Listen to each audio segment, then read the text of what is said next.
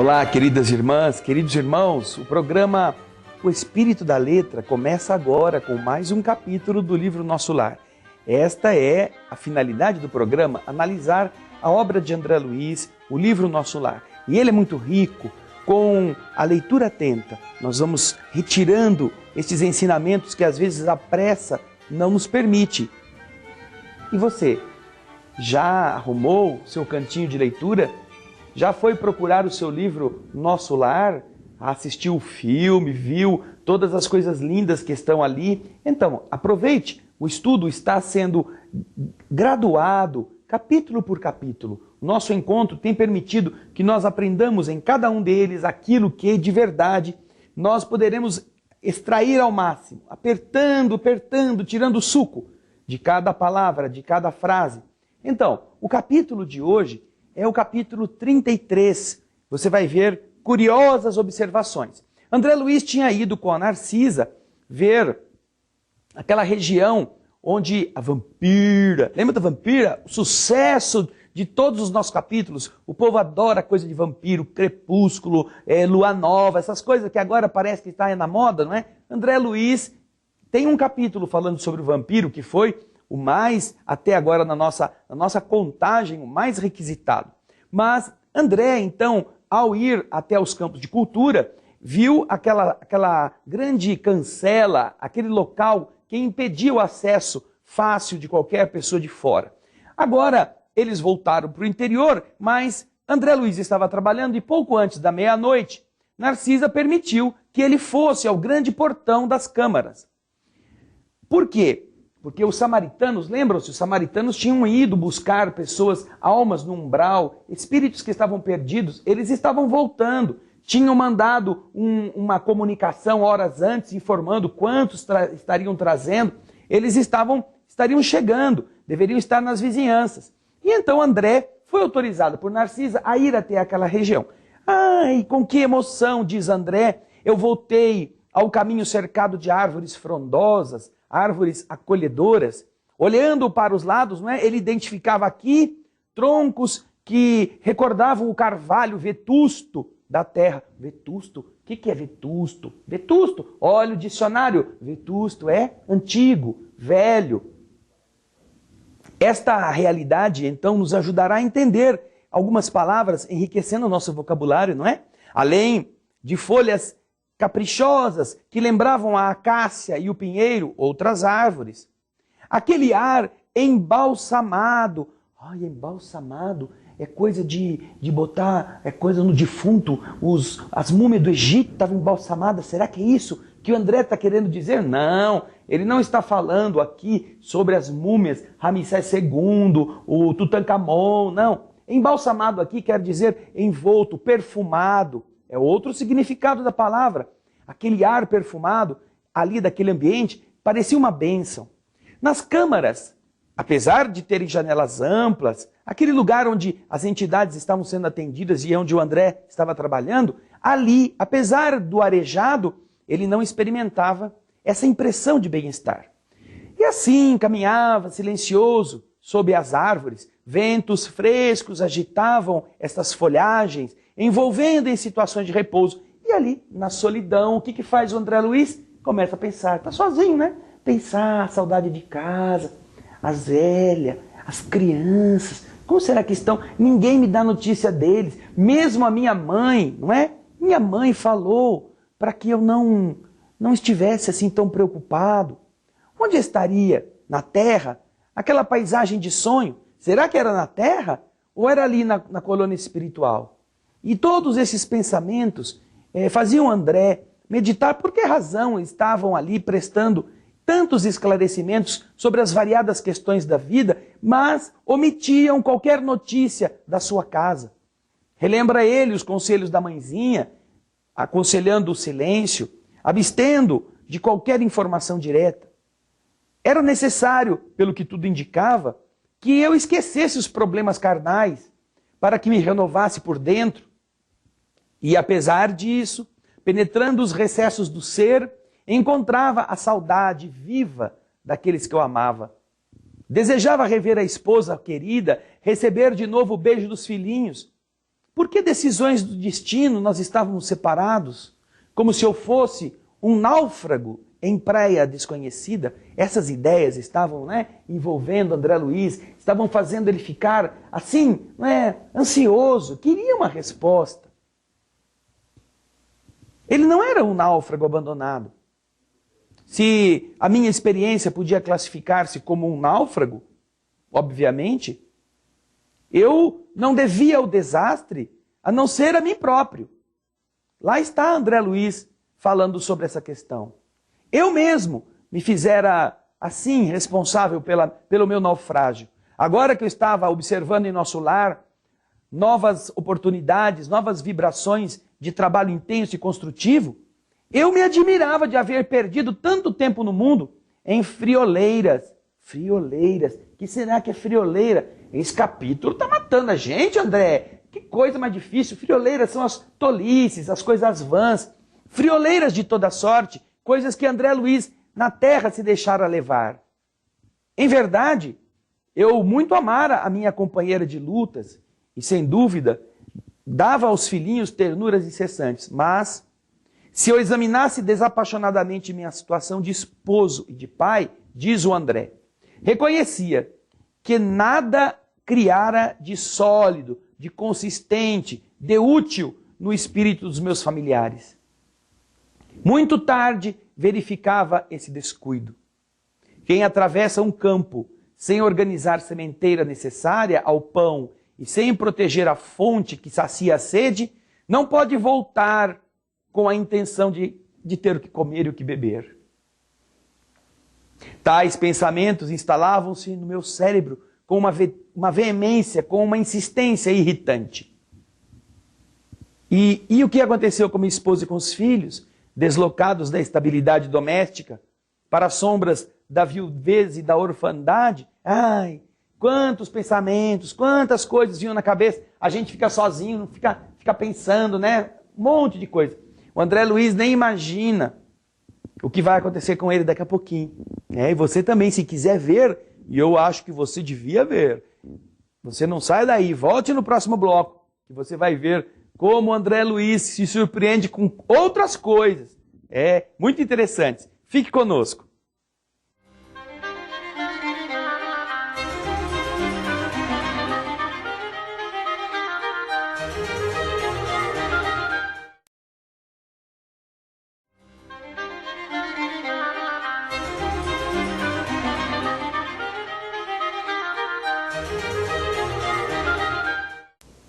Estamos de volta com o programa Espírito da Letra, analisando a obra de André Luiz, hoje o capítulo 33. Curiosas observações, não é? André Luiz está então naquele campo de cultura, na cancela, olhando, pensando na vida, coçando os piolhos, pensando, meu Deus do céu, onde está minha mulher, meus filhos, como eu não me preparei, como eu não os preparei para a vida espiritual, como que eu posso ficar esperando notícia? Então, embalado pelaquela noite, ele olhava assim pelos campos de cultura e ficava pensando, tudo luar e serenidade, um céu sublime e beleza silenciosa. Aquela coisa, de extasiar na contemplação do quadro. Ele ficou alguns minutos entre a admiração e a prece. Mas depois, passou um pouquinho, ele começou a ver assim, ao longe, dois vultos enormes. Pareciam dois homens, de uma substância indefinível, luminosa. E então o que aconteceu? Ai, meu Deus! Dois fantasmas! Ai, ele sentiu um rupio, e o cabelo ficou eriçado, os pelos do corpo ficaram tudo em pé, e ele, meu Deus do céu, olha só, o que é aquilo? Ele via que dos braços pendiam alguns fios, e da cabeça, longo fio de singular proporção saía. Tive a impressão, diz André Luiz, de estar diante de dois autênticos fantasmas. Não suportei, falou André Luiz correndo. Ai, eu vou procurar a dona Narcisa. E saiu, meia volta e correu lá para dentro das câmaras de retificação. Chegou lá, a dona Narcisa. Ai, fala André, calma. Ai, dona Narcisa, eu quase remorri. Como André quase remorreu? Eu que estou inventando, tá? O André não contou desse jeito, ele contou mais diferentinho. Mas é mais ou menos isso. Eu vi dois fantasmas lá, dona Narcisa. 2 caras grandes, 2 caras cheios de fio. Meu Deus do céu, o que é isso?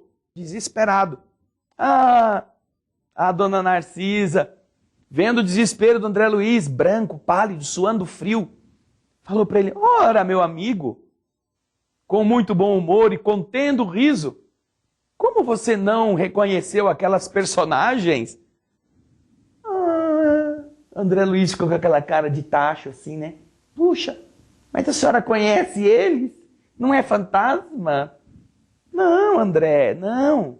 Eu também, por minha vez, experimentei a mesma surpresa em relação aos outros templos. Acompanhe o texto agora, a explicação que Narcisa vai dar a respeito daquelas 2 criaturas. Aqueles são os nossos próprios irmãos da terra. Trata-se de poderosos espíritos que vivem encarnados em missão redentora e que podem, como nobres iniciados da eterna sabedoria, abandonar o veículo corpóreo e transitarem livremente em nossos planos. Os filamentos e fios que você pôde observar são singularidades que os diferenciam de nós. Não tenha medo, não se arreceie, portanto. Os encarnados que conseguem atingir estas paragens onde estamos são criaturas extraordinariamente espiritualizadas, apesar de na Terra serem criaturas humildes ou obscuras que ninguém sabe identificar a sua capacidade. E então, me encorajando, falou: André, vamos até lá, vamos lá? Se for com a senhora eu vou. E o André todo corajoso, não é? Com medo do fantasma, aí se encheu de coragem e foi com a dona Narcisa até a região onde estava a cancela. Temos ainda 40 minutos depois da meia-noite, André. Os samaritanos não podem demorar. E então, satisfeito com a presença da dona Narcisa, voltei com ela ao grande portão. Lobrigava. O que tem essa lombriga aí no meio da história? Lombrigava. Quem que é essa lombriga? Aquele verme que fica no intestino. Não é lombrigava, é lobrigava. Isso é uma expressão que quer dizer entrevia, avistava. Ainda a enorme distância, os 2 vultos que se afastavam de nosso lar tranquilamente. A enfermeira olhou para eles, fez um gesto expressivo de reverência e disse: eles estão envolvidos em claridade azul. Devem ser 2 mensageiros muito elevados na esfera carnal, em tarefa que nós não podemos agora conhecer. Ali, diz André, estivemos longos minutos parados na contemplação dos campos silenciosos. Em dado momento, porém, a bondosa amiga indicou lá longe, assim, olha lá, André, indicou um ponto escuro, um ponto que vinha no horizonte com a luz da lua, que era possível se identificar. E observou: André, lá vem eles. Olha lá, a caravana. Identifiquei a caravana que avançava em nossa direção, sob a branda claridade do céu. De repente, olha a surpresa do André Luiz de novo. Primeiro foram os fantasmas, que ele quase remorreu de susto. Agora, o que acontece? Ele começa a ouvir latidos. Ué, mas aqui na cidade, nosso lar, tem latido de cachorro? O que será que é isso? O ladrar dos cães se fez ouvir a grande distância. O que é isso, dona Narcisa? Cachorro? Eu tô equivocado? Ou tô ouvindo mal? Não. Você está ouvindo bem. São os cães, disse Narcisa, sem nenhuma surpresa. Eles são auxiliares preciosos nas regiões obscuras do umbral, André, onde não estacionam, não ficam somente homens desencarnados, mas também ali no umbral ficam verdadeiros monstros que agora não nos compete descrever. E então a enfermeira, em voz ativa, chamou os servidores distantes, enviando um deles ao interior lá do prédio, transmitindo avisos. E daqui a pouquinho, no próximo bloco, você vai poder acompanhar essas explicações de como eram estas composições, como era essa caravana, porque se você já ficou surpreso com o cachorro que estava latindo, com o barulho dos cães, você vai ficar mais surpreso ainda com o que o André Luiz vai descobrir no que diz respeito à estrutura desta caravana dos samaritanos, tá bem? Fique conosco, daqui a pouquinho estaremos de volta.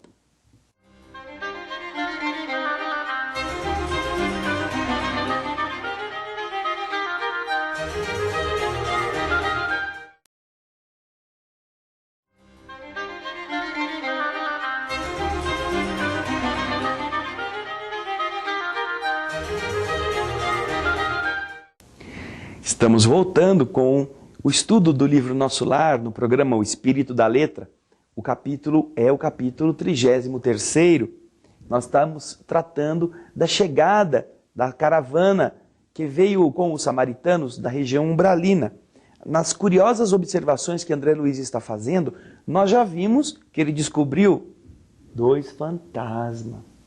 E você vai ver que vai ter um monte de gente que vai procurar esse capítulo no Espírito da Letra só porque vai ter essa história de fantasma. Você já viu que agora tinha cachorro. Cachorro também. André Luiz está ouvindo latido de cães. E Narciso explica para ele, isso é normal. Agora vai ter continuidade a avalanche de informações que André Luiz nem imaginava. Então, acompanhe o texto. Fixei atentamente o grupo estranho que se aproximava devagarzinho.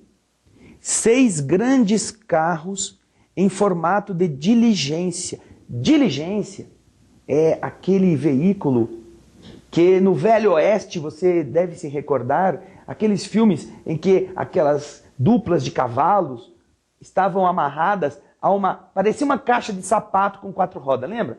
Uma caixona assim, e as pessoas iam dentro, uma espécie de carruagem rural. Tinham os que tomavam conta dos cavalos, sentados da frente, e os índios sempre assaltavam essas carruagens, os ladrões. Então, aquilo eles chamavam de diligências. Então, o veículo que vinha vindo pareciam com essas diligências. Eles vinham precedidos de matilhas de cães alegres e bulhentos. Bulhentos aqui não é cão cheio de bolha, não é bolhento. Bulhento é barulhento, fazendo muito latido, muita algazarra. E eram tirados estes carros. Mas vai tirar o quê? Os caras estão lá dentro, tem que chegar primeiro, como é que vai tirar? Não, tirados aqui é a expressão que quer dizer puxados. Eles eram puxados por animais que mesmo de longe pareciam a André Luiz muito com os muares terrestres. E muar é aquele animal que na terra é descendente da mula, ou do cruzamento, não é? De dois seres lá, o cavalo com o burro, a mula, a égua com o burro, não é? Da mula. Então essa mula, que para nós é um animal muito forte, muito resistente, era muito parecida com os muares que estavam puxando as diligências. Agora, diz André, a nota mais interessante era os grandes bandos de aves, de corpo volumoso, que voavam a curta distância acima dos carros, produzindo ruídos singulares. E então, surpreso com tantas novidades, dirigi-me a Narcisa e perguntei, dona Narcisa, cadê o aeróbus? Eu fui lá no campo das águas, no bosque das águas, o Lísias me levou, nós fomos de aeróbus, um veículo lindo, fácil de guiar, a gente estava lá, parecia uma nave espacial, com ar-condicionado, música. Por que não vai de aeróbus lá pro umbral? Olha só, o André já está raciocinando. Não seria possível utilizá-lo lá? E então, dizendo-me que não, perguntei o porquê. E, atenciosa como sempre, Narcisa explicou. Ora, André, é uma questão de densidade de matéria. Pode você figurar um exemplo com a água e o ar. O avião que corta a atmosfera do planeta não pode fazer o mesmo no seio da massa equórea, na massa marítima, do mar, do oceano.